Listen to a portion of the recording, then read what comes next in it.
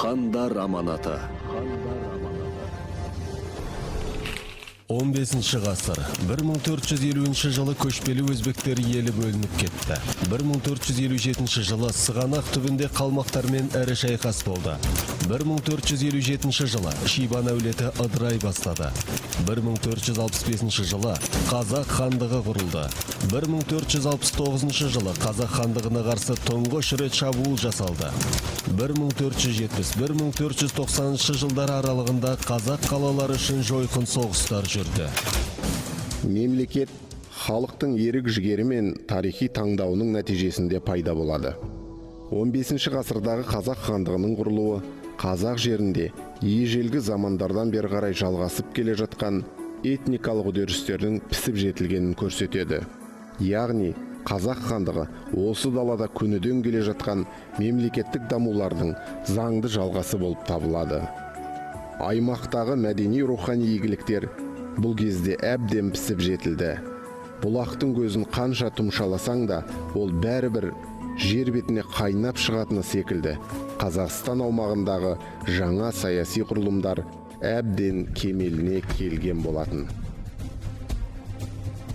Қазақ хандығы құрылғанға дейін қазақ жерінде 20-дан аса мемлекеттік құрылым, саяси жүйелер болған екен.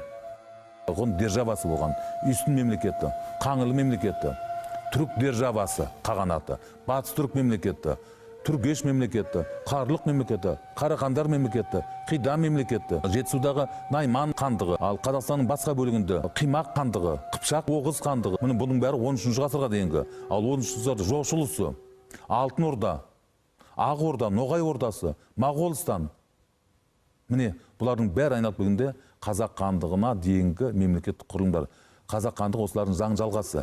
Қазақстан аумағында мемлекеттің пайда болуы ол көне заманға зат. Қазақ жерінде ең алғашқы саяси құрылымдарды қазіргі ғалымдар сақ үсін кезеңінен бастайды. Кей ғалымдар осы 15 ғасырда Қазақстан аумағында өмір сүрген Ақ Орданы қазақ мемлекеті, алғашқы қазақ мемлекеті деп атайды. Қазақстан аумағында мемлекеттілік үрдісі ешқашанда тоқтаған жоқ.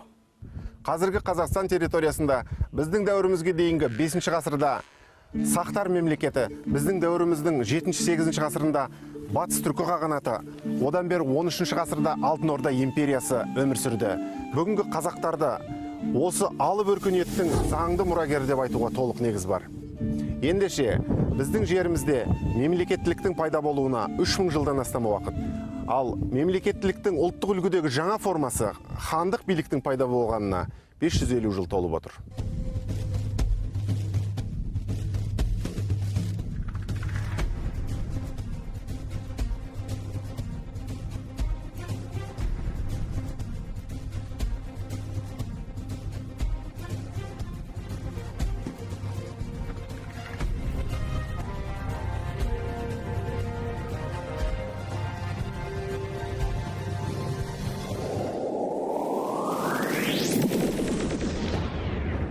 Хандар аманаты. Хандар аманаты. Кезде анархистер болды. Мемлекет қажеті жоқ.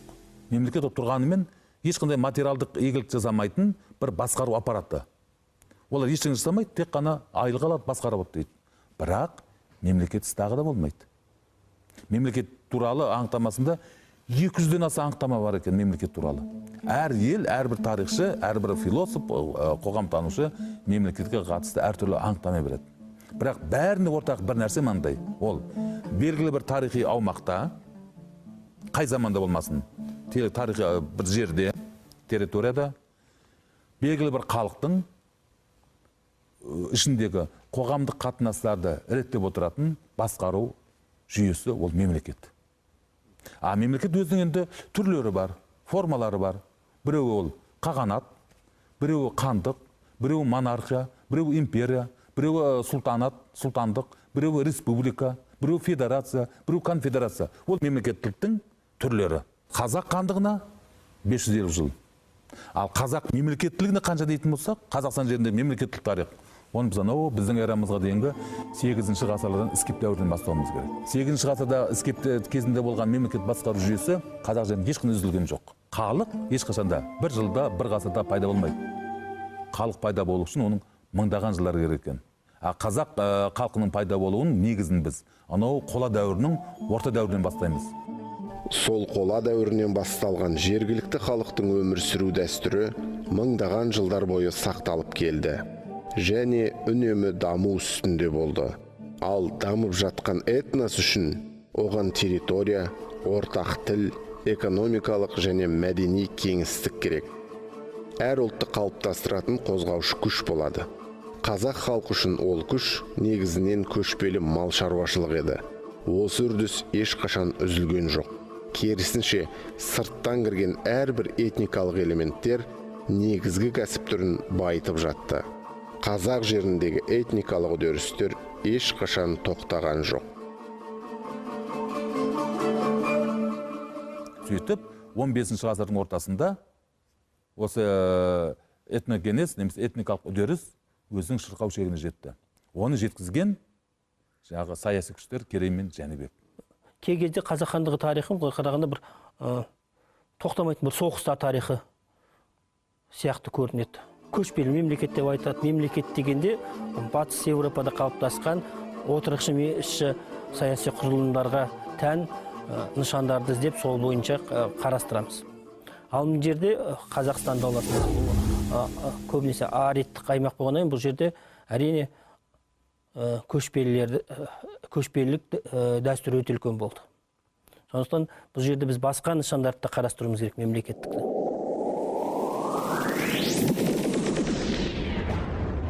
Хандар аманаты. Хандар аманаты. 15-16 ғасыр дүниежүзілік тарихта белесті кезең. 15 ғасырға дейін Азия, оның ішінде көшпелілер дүниежүзілік тарихтың алтын қатарында болды. Өйткені онда бірнеше фактор болды. Қандай? Халықаралық сауда жолы солардың аумағында жатты. Жылжымалы аттаскер осыларда болды. Және қару-жарақ түрлері.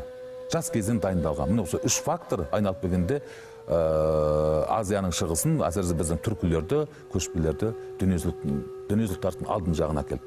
Ал бірақ 15-16 ғасырдан бастап орын ауысты. Енді мына Европа отты қаруды, мылтықты жалпылама түрде қолданып, және технологиялық жағынан келгенде дами бастап, 16, 17, 18 ғасыр олар алға шығып кетті.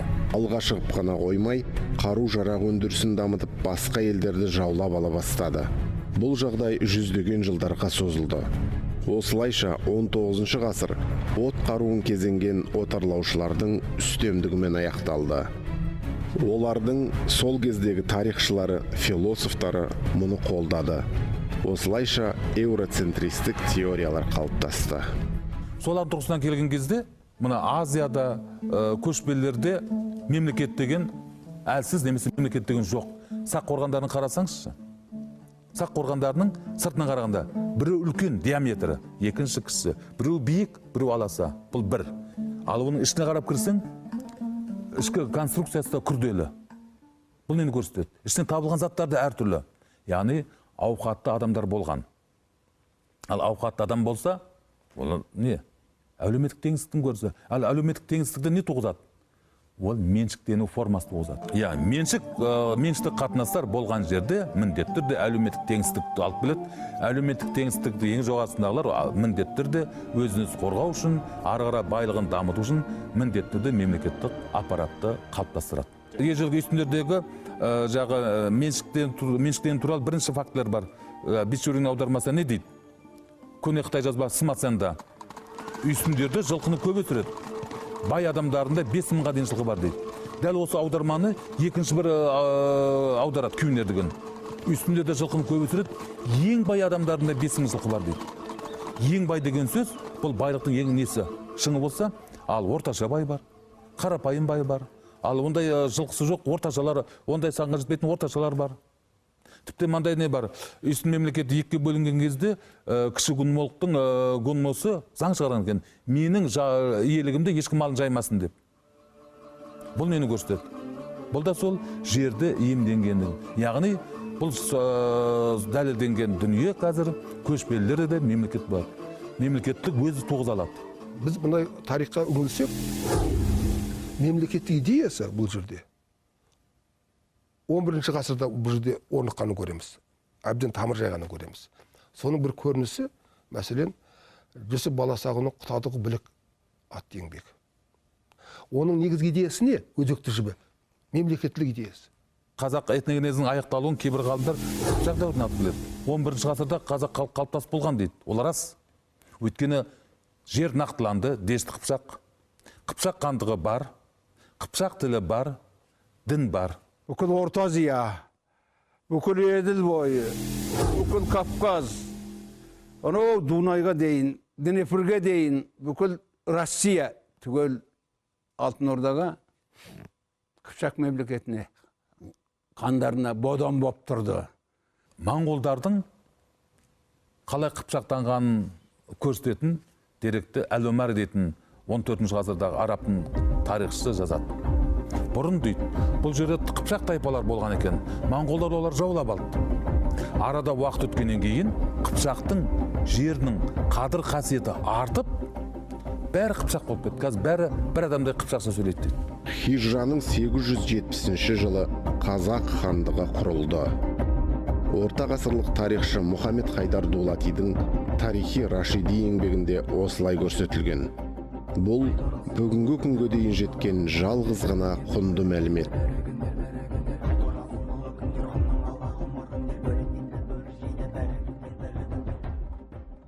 Бұл жерде бізде басты назар аударатын нәрсе аяды күнге дейін тарихи Рашиди аудармаларында кемшіліктер бар. Мысалы, бізге осы ең маңызды хабар дұрыс аударылмай келе жатыр. Бүгінге дейін қазақ, мынандай сөз бар, парс дерегінде, сосы тарихи Рашидиде. Парсша ол ептеді дәулат салатина қазақ деп жазылған. Бүгінге дейін бұны біздің аудармашылар қазақ сұлтандарының билеуінің бастауы деп аударады. Ал негізі түпнұсқада дәулет деген сөз пайдаланылған. Ал дәулет деген 15-ші, 16-ші, 17-ші ғасырлар кезеңге дейін қазіргі біздің ұғынымыз бойынша мемлекет деп. Бұл біз Мұхаммед Хайдар Дулаттың өзі қазақ хандығын мемлекет ретінде танығанын көрсетіп отыр. Одан кейін мысалы басқа ирандық тарихшы бар Гафари. Оның да еңбегінде дәулет дейді, мемлекет дейді. Қазақ хандығын мемлекет деп түсінеді. Хандар аманаты. Хандар аманаты. Қазақ хандығының құрылу тарихына тікелей қатысы бар 1457 жылғы Сығанақ түбіндегі шайқас. Бұл шайқас тікелей Керей Жәнібектің бөлінуіне, шайқастың салдары бөлінуіне алып келді. Әлі жоңғар мемлекеті жоқ, бірақ сол жоңғарияның орнында көшпелі қалмақ тайпалар болған, немесе ойрат тайпалар. Солардың билеушісі Үстемір Тайшы бір 50 мың, 60 мыңдай деп айтады бір деректерде. Басып кіріп, Моғолстан жаққа. Сонымен Моғолстан шу арқылы өтіп, Сығанаққа бет алады. Сөйтіп, бұл хабар Әбілқайырға да жетеді. Әбілқайыр әскер жиып, сол Сығанақтың маңына келеді, екі ортада шайқас болады.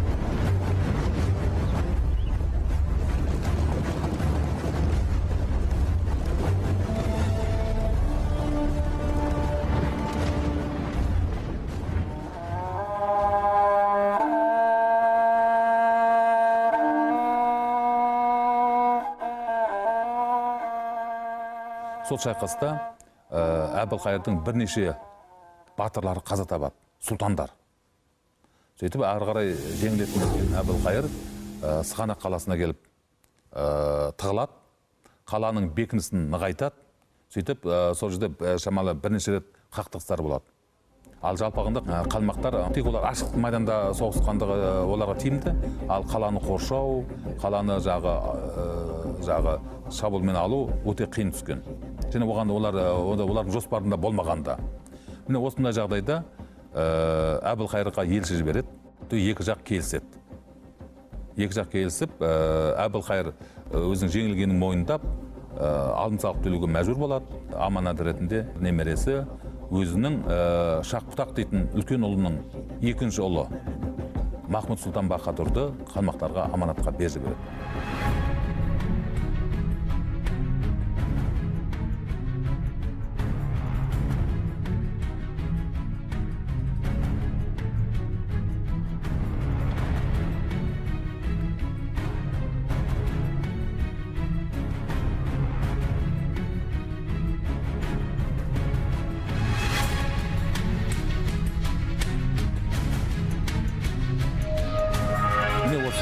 Жеңіліс бір. Екіншіден мына аманатқа беріп жүру Әбілқайыр ханның беделін, тек қана Әбілқайырдың бүкіл Шайбан әулетінің беделін, шыңғыстық идеологияны кәдімгідей құлдыратады. Міне одан кейін Әбілқайырдың талайлары сырт айналады. Соның бірі Керей мен Жәнібек.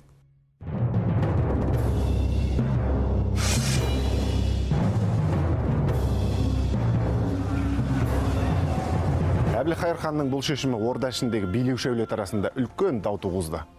Әсіресе өмірі ат үстінде өткен Керей мен Жәнібек сұлтандар бұл қадамды тіпті сатқындық деп те бағалады.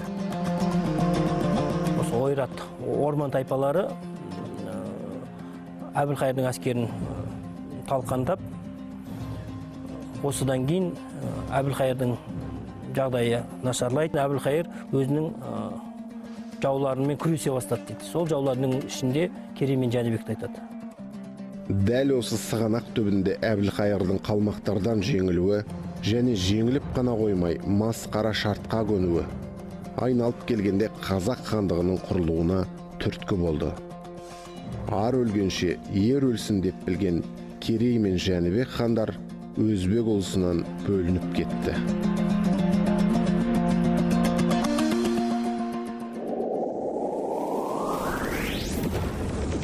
Хандар аманаты.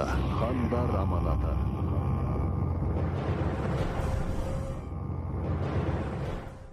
Қазақтың руларының басын құрап, мына Шайбанилердің үстемдігінен алыстап, мына Орыс ханның немерелері Жәнібек пенен Керей хан қазақ руларының басын құрап, мына осы қазіргі Жамбыл облысының аумағында мына ең алғаш көшіп келіп қонған жері мына Қозыбасы деген жер дейді. Сол жерге келіп қазақ хандығы деген ту тігеді, қазақтың туын тігеді.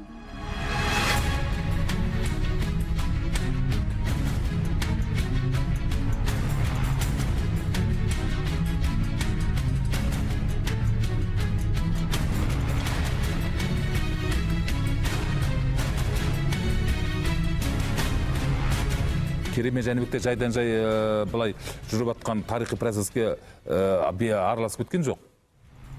Олар сол тарихи процесті қадағалап, біліп, зерделеп отырды. Әбілқайыр хандығында мына жеңіліске дейін де, жеңілістен кейін де Әбілқайырдың жағдай өте нашар болса, дәл сондай жағдай көршілес Моғолстан елінде де бар. Ол енді бірден 100 мың, 200 мың адам шаңырақ бірден келе қалмаған. Әлеме Керей мен Жәнібектің соңынан ілесіп көш жалғаса берген. Қазақстанның физикалық картасын қарап отырсаңыз, Қозыбасы тауы мен Шу өзені аралығы. Бұл айналып келгенде, мына не жақтан келгенде, Ыстықкөл маңынан жүріп отырсаңыз, Жетісуға кіретін қақпа. Жетісудың қақпасы.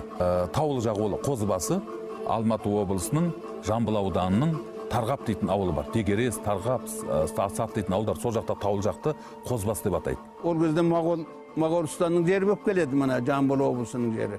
Моғолстанды білесіңдер ғой, бүкіл Шыңжан қараған, бүкіл мынау немене қараған, Сырдың бойы, бүкіл Өзбекстанның жері, бүкіл мынау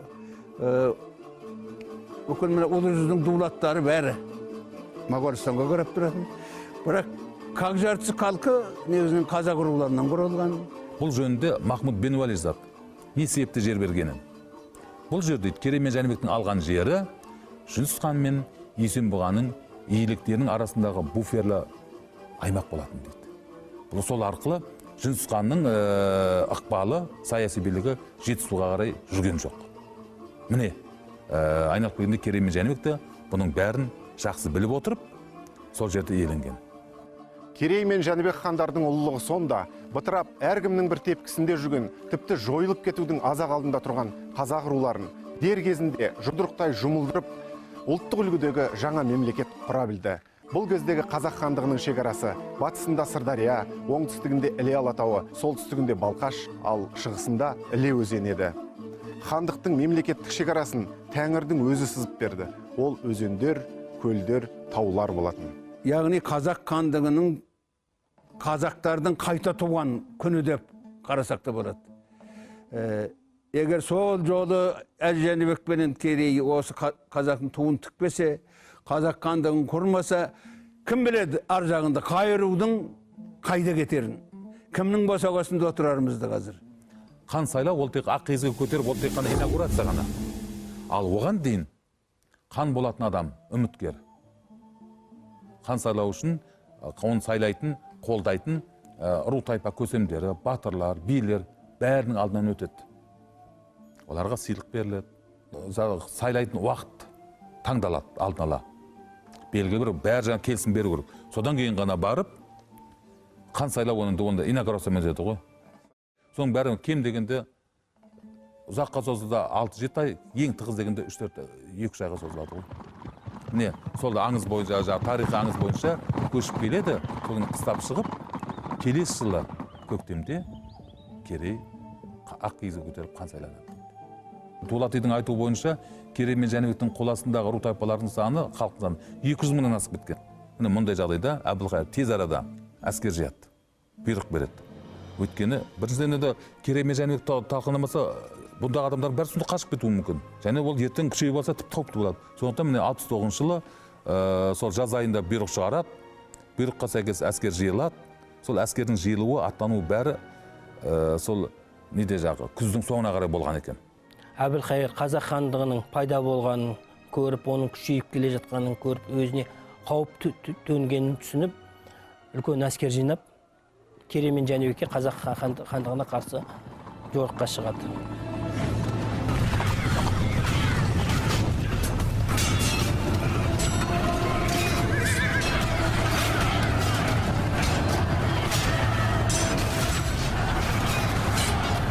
Қазақ хандығындағы ең алғашқы шайқас қашан, қай жерде, кіммен болып еді деген сұрақ көпшілікті қызықтырады.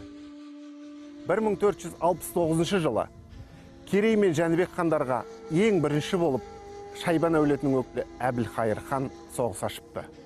Бұл соғыс сол кездің әлеуметтік экономикалық күретамыры сыр бойындағы қалалар үшін болған еді. Қарап отырсаңыздар, жаңа мемлекет құрылғаны бар жоқ 4 жыл толып отыр. Бейбіт елге бет алды келіп соқтыққан Әбілқайыр қазақтардан тас талқан болып жеңіліп, әскерінің жартысына жуығынан айырылып, біразын тұтқынға беріп, артынан өзі де қазаға ұшырайды.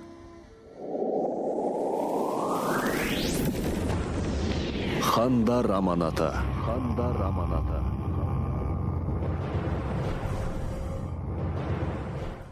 Он 15 ғасырдың ортасы және 15 ғасырдың 70 жылдары бұл қазақ хандығының құрылу кезеңі. Ал одан кейінгі жағдай қазақ хандығының күшею кезеңі басталады. Соңғы 15 ғасырдың соңғы ширегі 70 жылдардың ортасынан 90 жылдардың соңына дейінгі аралық қазақ хандығы ең алдыменен сыр бойындағы қалалар үшін күрес жүргізеді. Қазақ хандығының негізін құраған, этникалық негізін құраған ру тайпалар ең алдыменен Дешті Қыпшақтың тұрғындары. Олардың шаруашылығы, мал шаруашылығы және оның ең дамыған түрі көшпелі мал шаруашылығы. Егер біз көшпелі мал шаруашылығын жүйесін, өмір сүру формасын білетін болсақ, онда оған ең басты нәрсе керек ол жаздағы жайлау мен қыстағы қыстау. Қысқы жайылымдар мен жазғы жайылымдар. Міне, Құдайдың өзі сондай жаратқандай, Дешті Қыпшақтың тайпалары үшін жазғы жайлаулар ол айталық Есіл, Тобыл бойлары, яғни солтүстік Қазақстан. Бұл жерде нағыз жайлауға қажетті барлық шарттар кездеседі. Жаз салқын, шөбі бар, су бар, шыбын-шіркей жоқ, яғни нағыз малдың әбден семіретін, былайша айтқанда қоң жинайтын кезі. Ал қыстауға баратын болсаң, қыстауға қажетті шарттар тек қана сыр бойында бар. Қазақ хандығы құрылғаннан кейін де айтуға болады шартты түрде. Ертеңін-ақ ең алдымен қазақ халқының өмір сүру үшін ең маңызды қажетті аймақ деп сыр бойы үшін күрес жүргізеді. Міне осы 25 жылға созылған күрес алғашқы кезеңі 1490 жылдардың соңына дейін жалғасты. Осы күрестің барысында қазақ хандығының ықпалына бірден 3 қала өтеді. Олар Сығанақ, Сауран, Созақ еді. Сығанақ қаласы тарихи жағынан алғанда дәстүрлі әкімшілік орталық болған. Ал Сауранның әскери бекініс ретіндегі рөлі күшті. Сол бекіністер арада қанша ғасыр өтсе де әлі күнге дейін тарихтан сыр шертіп тұрғандай.